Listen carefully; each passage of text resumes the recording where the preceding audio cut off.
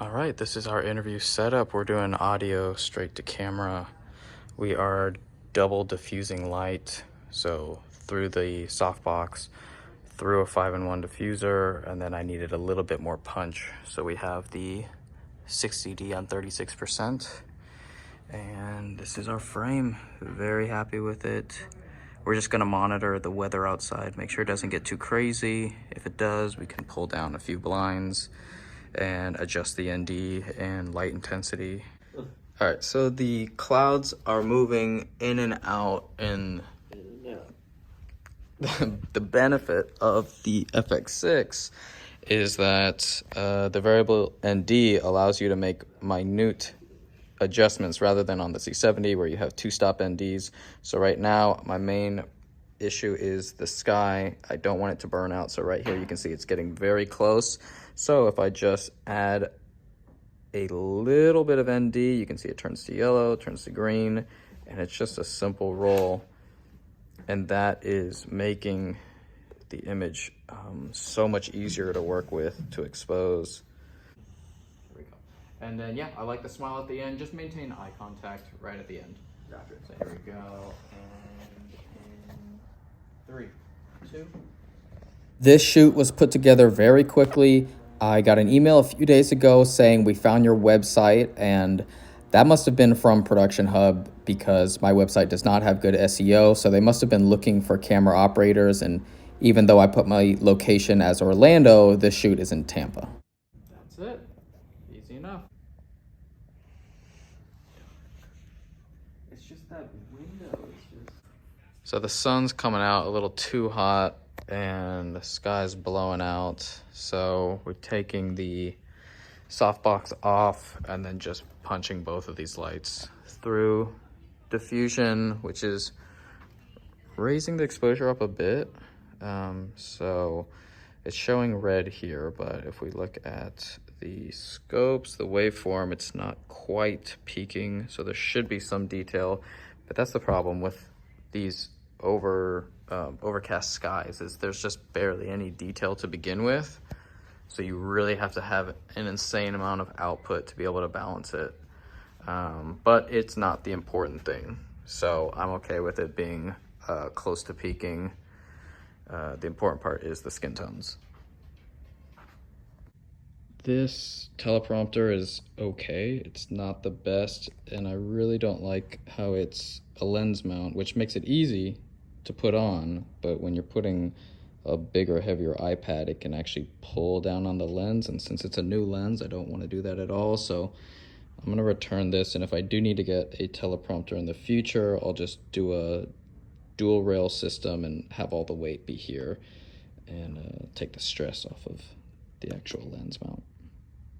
And the entire shoot was 9 different people reading the same 3 sentences off the teleprompter. So we transferred to the hard drive while we broke down, and even though we were only on site for about 2.5 hours, still got a full DP rate and PA rate. This is the first time working for this client, so I hope it leads to many more. And I've been in this situation before where there's full windows behind the background. It's possible that I need to upgrade to a 600D. If anybody has that and a 300D, let me know if the 600's overkill for this type of situation. And job done. So just had a really good 30-minute pre-production phone call for a 2-day mastermind workshop coming up in May. I gotta see if I can return this because I do not want it. And then I gotta send a proposal for that mastermind, and they should accept. I did it last year, and I think they're bringing in a few more camera ops this year. A C300 is 3 stories tall, and the Pocket 6K is insanely tall. Like, that's ridiculous.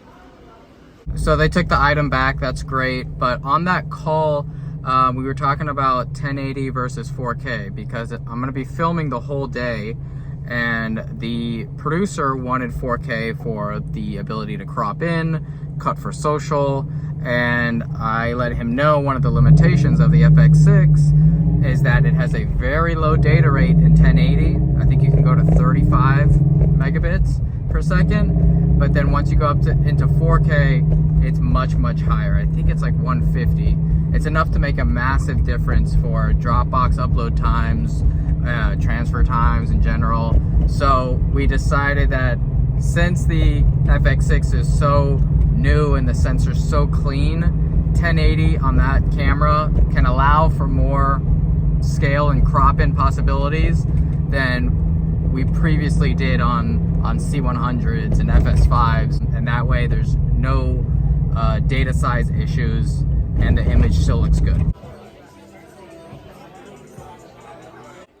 And another Orlando filmmaker meetup. I'm not sure if we're on number 4 or 5, but things are going good. And I never know when I show up if I'm just gonna have a conversation with one other person or if there's gonna be multiple people. And it usually turns out to 10 or 15 people decide to come in and out through the night, and I get multiple bits of feedback, all saying the same thing. Thanks for putting this on. You know, no one does this type of thing. This isn't a really, you know, novel idea. I'm just trying to bring a few people together. In fact, there was 2 guys on the right. You can see Eric and Elias. They came all the way from Palm Beach. So they took the 2-3 hour drive to come up here just for this event and drive back because they said no one's doing this in South Florida. And I'm really happy that they could be a part of it. They could have some conversations, get some perspective, connections with new people. So the May event will come soon, and I'll have details out. It's community, not competition. And there's just so many conversations that happened that would not have happened unless we were all together at the same place. So these invites are open, like you saw, open to anybody who wants to come. The new gig I accepted requires a certificate of insurance to get the job. So I'm gonna see if I can bundle liability insurance for my business with the renter's insurance that I have. We'll see how it goes. Okay, so cameras. Okay, so you said about 14,000 and it's all professional.